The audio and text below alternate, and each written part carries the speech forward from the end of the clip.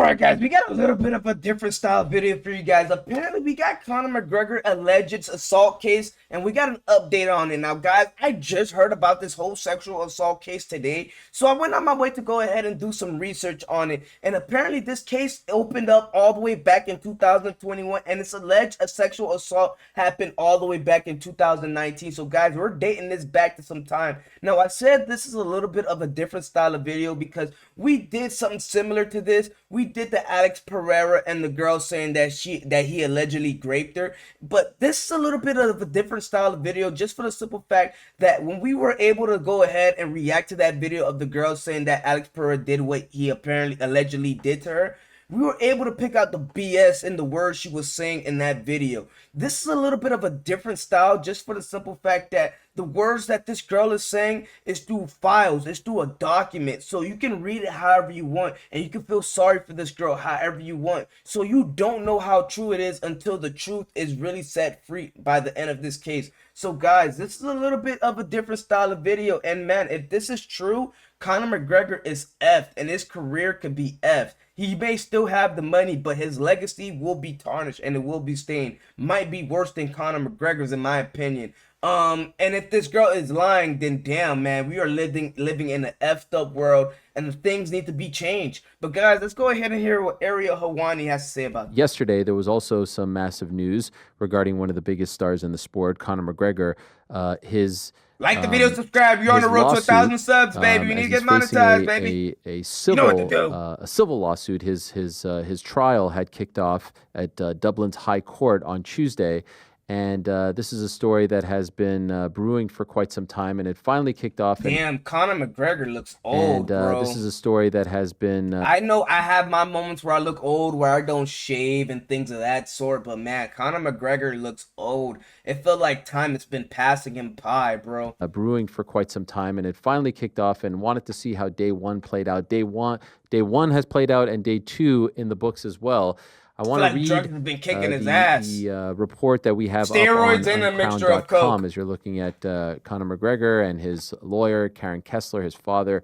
Tony. Look how old he looks right here. Like literally, I feel like it's a real life mixture of a little bit of steroids and cocaine. The partying, him not getting enough sleep, you can see that in his face. It's a whole bunch of stories that his face is showing. Even if he smiles in this very moment right here, you can still see it in his face. McGregor in the photos as well. I want to read this report and then get more intel on how day two went. Here it is, courtesy of uncrowned.com. Conor McGregor was present at Dublin's High Court on Tuesday to face a civil lawsuit pertaining to a sexual assault that is alleged to have happened in December 2018. Nikita Hand, 35, claims that she was sexually assaulted by McGregor and another man, James Lawrence, in a... Another man, too? Did I miss that? ...penthouse suite at the Beacon Hotel, Dublin, and is claiming civil damages from both. McGregor and Lawrence have both denied the accusations, and the former UFC champion's lawyers say Hand is attempting extortion. The trial began on Tuesday. As members of the jury were sworn in, Justice Alexander Owens told jurors that it is alleged that the man had, quote, in effect, raped her, end quote. Justice Owens also clarified that it is not a criminal case, but a civil case, meaning that if it is determined the assault happened, it is a civil wrong, and therefore the plaintiff is entitled to compensation.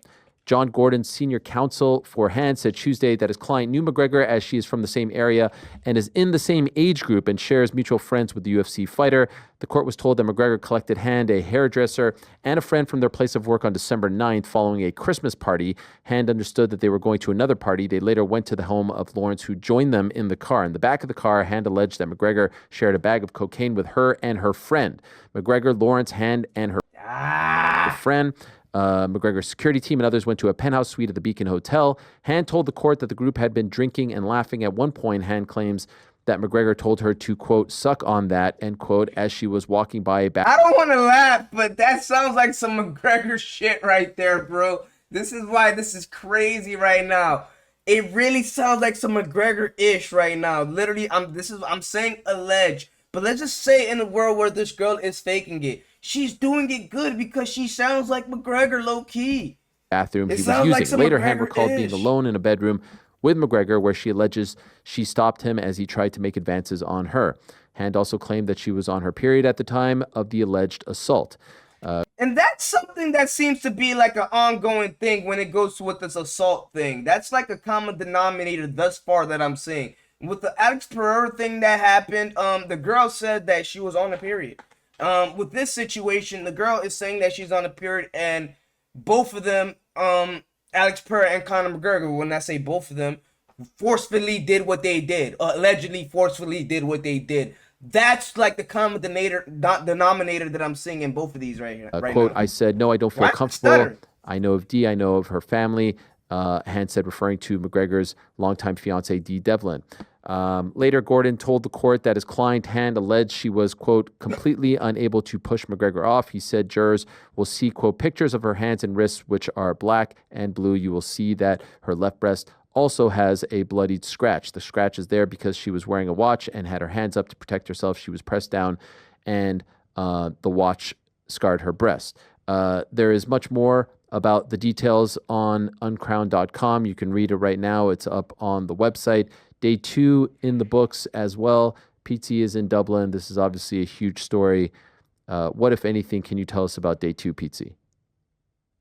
Today, Damn. Han continued her testimony. Yesterday they finished at 4 as she was just getting into the alleged assault. She was describing the encounter that happened. Again, she went into detail on that today. She alleges that, as she was being pressed down, she was choked a number of times.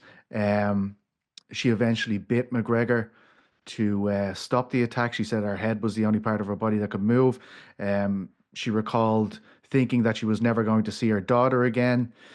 After that, we went through a lot of communications that Hand had with her friends. They were shown to the court. After lunch, there was a lot of CCTV shown, basically McGregor's movements, Hand's movements, Lawrence's movements, all throughout the day.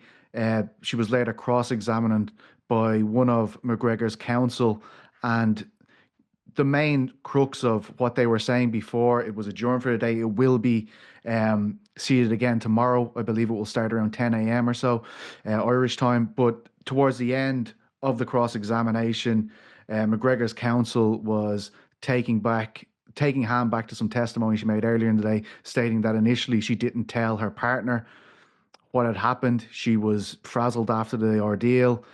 She can't remember a lot of what happened afterwards. The encounter that So this is how I'm painting the story. And guys, let me know if I'm tripping on how I'm painting the story right here. But this is how I'm painting the story, and this is how I'm thinking this situation happened. There's Conor McGregor, and there's Conor McGregor's friend. There's Han, and there's her friend. I feel like Conor McGregor was linked up with Han, and both of the friends were linked up with each other. The 4 individuals were having a great time with each other throughout the day. They were probably doing things throughout that day, spending good time with each other. And Conor McGregor ended up offering them some drugs. They looked at the drugs. They took the drugs. Conor McGregor sees it as a sign of, okay, these girls are down and these girls are down for the vibe.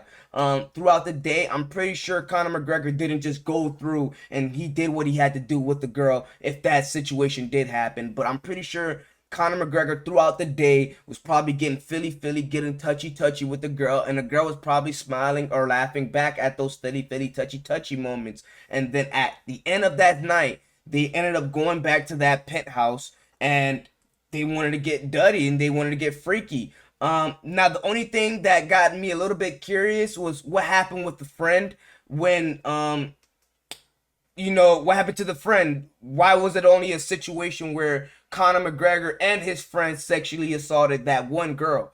What happened to the friend in the situation? How did she leave her? Where was she? This is the only thing that's a little bit confusing to me. But they ended up going back to the crib. Conor McGregor is probably getting a little freaky with the girl. The girl probably was getting a little bit freaky back at a point until she understood she had a boyfriend at home, stopped herself, let Conor McGregor know, okay, she's on a period, and Conor McGregor wasn't having that. He was not trying to end the night on that note. He's trying to end the night on a good time, and maybe that situation happened. How does the friend come into play is a little bit off to me, but this is how I got to paint the narrative if that narrative did happen in that way. It's a little bit it hurts me to hear this story all in all for both parties. Either way, if it's true or not, it just sucks to hear that this situation is going on. Especially Conor McGregor, he's a superstar. Should be fighting, should be training to fight a dude like Michael Chandler, but here he is doing this. I feel like he's done. His career is over. There's no more to see from Conor McGregor at this point. And guys, it seems like we'll be living in Conor McGregor's past, and now he's not gonna set anything up for the future for us. All in all, it is what it is. This is how I'm painting the story, guys. You already know what to do. Like the video, subscribe. I don't need to tell you once or twice. Go ahead and do it now. It's your boy Fedder Too Sweaty. And I'm